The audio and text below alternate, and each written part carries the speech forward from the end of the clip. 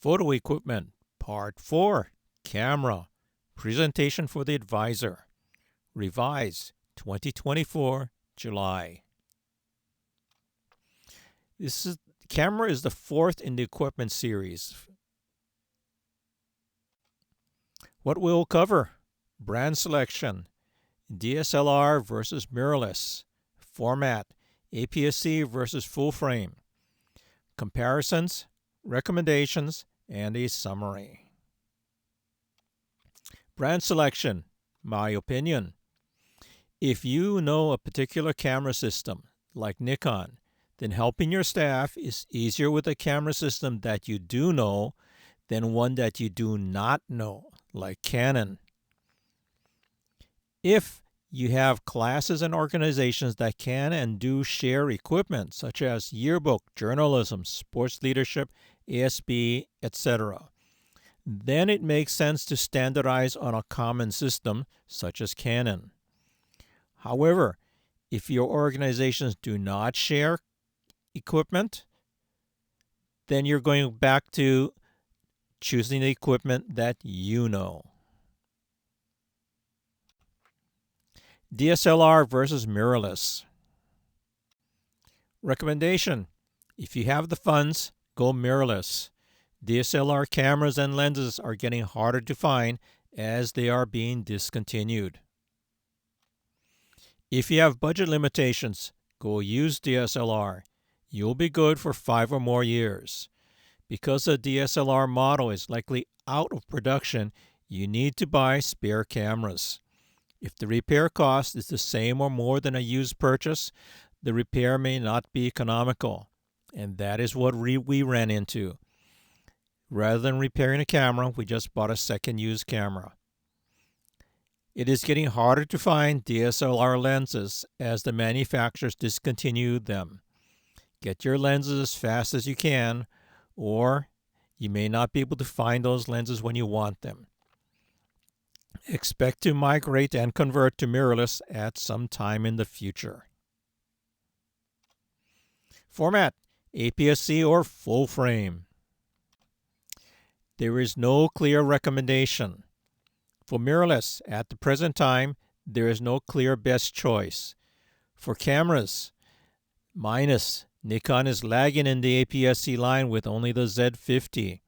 Plus, Canon, Fuji, and Sony have more APS-C cameras to choose from.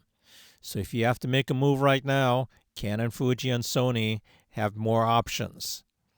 Lenses, Canon and Nikon are still fleshing out their APS-C lineup. Plus, Fuji and Sony have a mature set of lenses. It is likely that APS-C will again be the choice once the third-party lens makers have fully shifted to mirrorless cameras. For dSLR, the former recommendation to go APS-C is no longer clear. As dSLR lenses are being discontinued, your only source for some of these APS-C lenses is the used market, or to use the more expensive full-frame lenses. So APS-C has lost its cost advantage when you have to start buying the expensive full-frame lenses. In summer of 2023, a major gap opened: the Gym lens.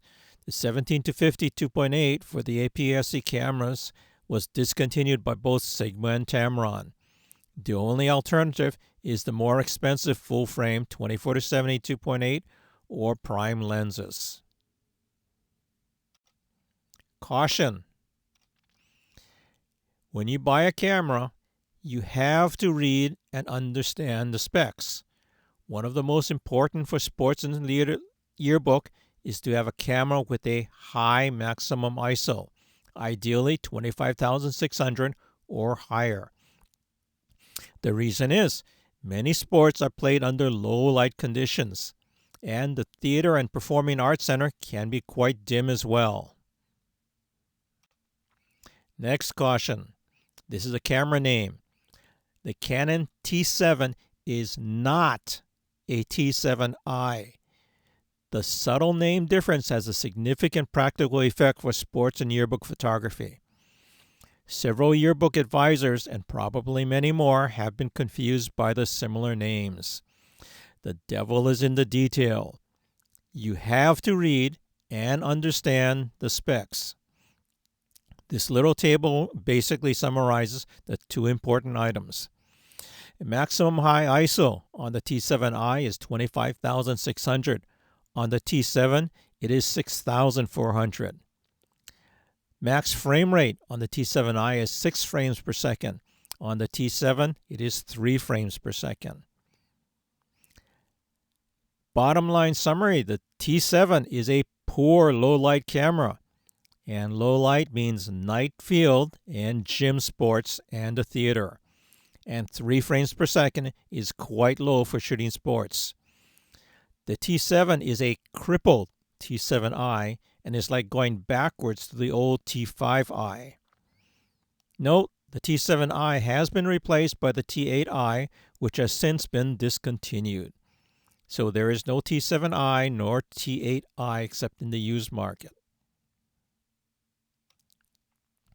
Cameras and comparisons. Cameras from the summer of 2024.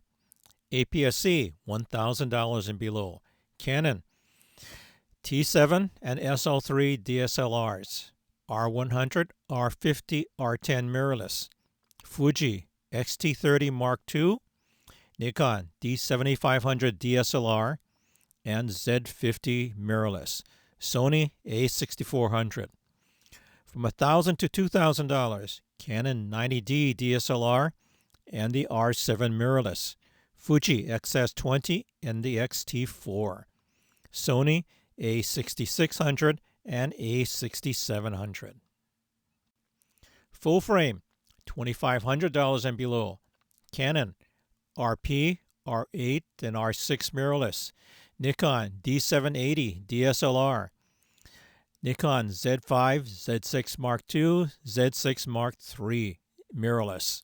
Sony A7C and A7 Mark III. Camera comparison notes. You have to understand the effect of the various items to your environment. It may be very relevant or it may not be relevant at all. And the various items are on the little snippet on the right side of the screen. For each camera, have a bunch of categories or items going down.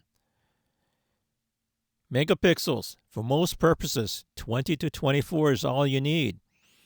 If you have 40 megapixels, do you really need it? Probably not. Max ISO. This is very relevant for low light environments, gym, night sports, and the theater.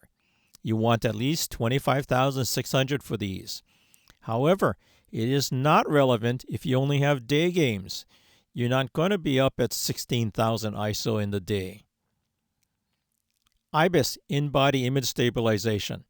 Important if the long lens does not have optical image stabilization. It is not important if the lens does have stabilization. So if your lens is stabilized, your body does not need to be stabilized. FPS with CAF. What that means is frames per second, frame rate, with continuous autofocus. This is important for sports. This is not important if your school does not have sports. Built-in flash. If the camera does not have a built-in flash and you need a flash, you're going to have to buy and use an external shoe flash. MSRP is list price. Be aware that many times you are not paying list price. Some cameras have significant discounts on the list price. So the list price is just a guide. Camera comparisons, APS-C DSLRs, summer of 2024. So these are the 4 APS-C DSLRs that I found. Canon T7, Canon SL3, Canon 90D, and Nikon D7500. Let's go down this list. So we see at the top, all of them are DSLRs, the various lens mounts, megapixels, 24, 24.1, 32.5, and 20.9. So for the 90D, 32.5 is cool. But do you really need it? Probably not. Next line down, max ISO. We have a problem. Canon T7 has a max ISO of 6400 base. That is going to give you a problem during the low light sports. In the case of our school, that basically killed the T7. 6400 is way too low for our school. Nikon D7500 goes up to 51,200. Very cool. IBIS. All of them have no IBIS. But if your lens has optical image stabilization, it really does not matter that you have no IBIS. DSLRs typically don't have IBIS. The lenses have the IBIS on them. Next item down, FPS with continuous autofocus. Canon T7 has 3 frames per second, the slowest of the bunch. Usable, but compared to the others, the frame rate is rather slow. So given a choice, I'd rather shoot with something with a faster frame rate. Next line down, all cameras have built-in flash, so you're cool here. Battery doesn't apply here. Weight. Going across. Canon 90D is the heaviest camera in the bunch. That may make a difference to you. Going down to the bottom, MSRP. Canon T7 is the lowest in the bunch, $480 with a lens. But look at the no above. Max ISO 6400. Even though the camera is the cheapest of the bunch, it can't handle the low light. The low light basically was a veto. APS-C mirrorless, $1,000 and below. Canon R100, R50, and R10. Nikon Z50, ZFC. Fuji X-T30 Mark II. Sony A6100 and A6400. Megapixels, they're all about the same, 20 to 24. No difference. Max ISO, not as bad as the T7, but the R100 and the X-T30 Mark II have a lower base ISO of 12,800. Kind of marginal. The extended ISO does go up higher. However, the problem is I do not know what the quality of the image is when you go into extended ISO. It may be okay. It may not be okay. Next line down, IBIS. All of them except for the R10 have no IBIS for photography. The R10 does. Frames per second with continuous autofocus. R100 is the lowest of the bunch, just like the T7. Tops out at 3 frames per second. R50, R10, and the X-T30 Mark II have higher frame rates. So, for sports, those 3 cameras look good. Built-in flash. All of them, except for the ZFC, have a flash. So with a ZFC, you're going to need a separate flash. Batteries. Weight, all about the same. Not an issue. MSRP cost. The R100 is the cheapest by far. But will that overcome the issues with the max ISO and the frame rate? APS-C cameras, $1,000 to $2,000. The next level up. Look at the megapixels. Here we have 3 that are over 30 megapixels. R7 at 32 and the 2 Fuji cameras at 40. But again, as I said before, do you need that level? Maybe you do, maybe you don't. Max ISO. The 3 Fuji cameras again have an issue here. Max base ISO at 12,800, but the extended ISO goes up to 51,200. May work, may not work. IBIS, They all have IBIS. FPS. Fuji X-T4 wins the group with 20 frames per second. Built-in flash. Now here we get into the issue. Canon R7 does not have a flash. Fuji X-T4 and the two Sonys do not have a flash. Only the Fuji XS20 and the X-T50 have a flash. So if you're going to go to, let's say, a dance, you need a flash. But those cameras do not have a flash. You're going to have to bring an external shoe flash with you. As for weight, the heaviest camera is the R7. Now let's do a comparison across all the Canons and all the Sonys, so you can compare the different models across the different price ranges. For the Canon, R100, R50, R10, and R7. Let's start going down. Megapixels. R7 beats the group at 32.5. Next level down, max ISO. R100 tops out at 12,800 with an extended of 25,600. IBIS. R10 and R7 have IBIS. But like I said before, if the lens has IBIS, the fact that the R100 and R50 do not have IBIS is not an issue. Frames per second. R100 at 3 frames per second is the lowest by far. Built-in flash. The R7 does not have a flash. Next line down, the battery. Take a look at the battery information. R100, 50, and 10 use the same battery. The R7 uses a different battery. What that means is if you have both the R10 and the R7, you have to deal with two different batteries. This may or may not be a problem, but in one of my classes, we had an issue of different batteries causing problems. People would try to put the wrong battery in the camera and it wouldn't work. Or you take the battery, go to an event, and try to put the battery in. Wrong battery, won't fit. So the fact that you have different batteries could be a major issue for you.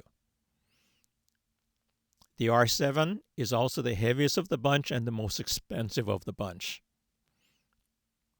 Going over to the Sony ones. Megapixels the same. Max ISO is the same. IBIS. A6600 and 6700 have IBIS. 61 and 6400 do not have IBIS.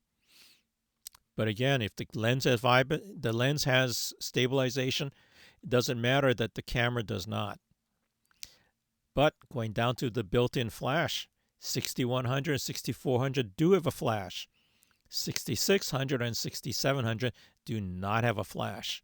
So again, if you have a 6700 and you're going to a dance, you're going to need an external shoe flash. Battery, just like with the Canon, 6100 and 6400 use the same battery. 6600 and 6700 use the same battery. But if you have a 6400 and a 6700 in your group, those two cameras use different batteries. So again, you run into this issue of wrong battery.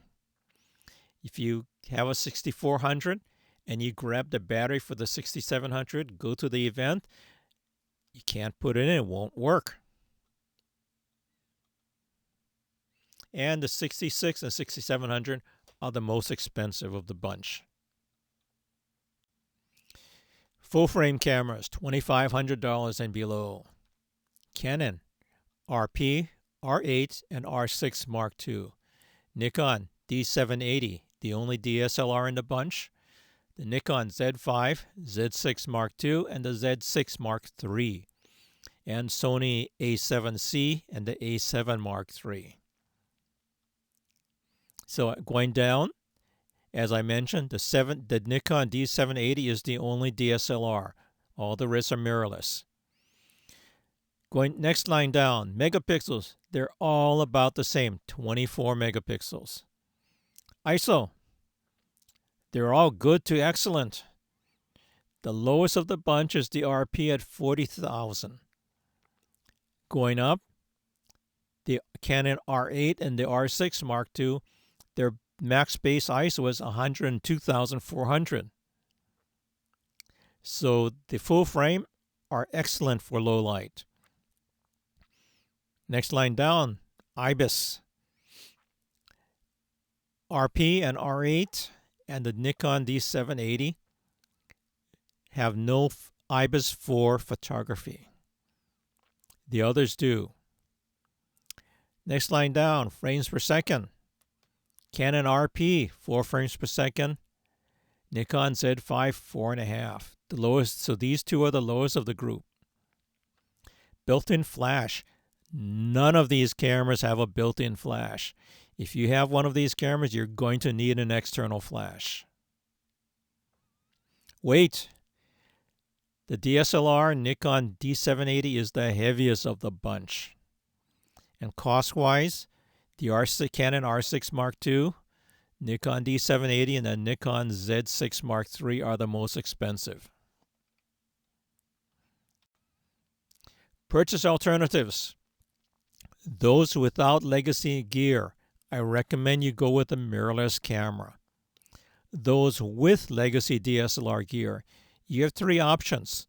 Stay with DSLR, stop buying DSLR and start a migration from DSLR to mirrorless, or start replacing your DSLRs with mirrorless. Eventually, you will have to go mirrorless. So you're not going to be able to stay DSLR for, let's say, longer than about 5 years or so. You eventually, as you start getting to a point when your DSLR gear is not supportable, you can't get lenses or you can't get replacement cameras, you're going to have to go mirrorless. So the recommendation, go mirrorless, because there are currently only 2 viable production DSLRs below $1,000. And 2 is not a great situation to be choosing from. DSLR cameras and lenses are being discontinued and getting harder to find. I have had to go into the used market to buy cameras and lenses. If you currently have DSLR cameras, get a spare or 2 while you still can. As I mentioned before, if you need a repair and the repair ends up being the same price as a used camera, you might as well just buy a used camera and start planning your migration to mirrorless. Camera recommendations. This is a summary table of what I have said before. So for the different camera brands and camera formats, mirrorless Canon R50, R10, R7, full frame R8 and R6 Mark II. For the APS-C, the sweet spot is the R10. Fuji X-T30 Mark II, X-T50. The sweet spot, again, X-T30 Mark II. Nikon Z50. You only have one, so that is the option. Full frame Z5, Z6 Mark III. Sony A6400, A6700. And full frame A7C, A7 III. For APS-C, I would go with the 6400. DSLRs, Canon SL3, Nikon D7500 for APS-C, and D780 for full frame. The end. Please continue to part 5, sample kits and purchasing plans. Please like and subscribe.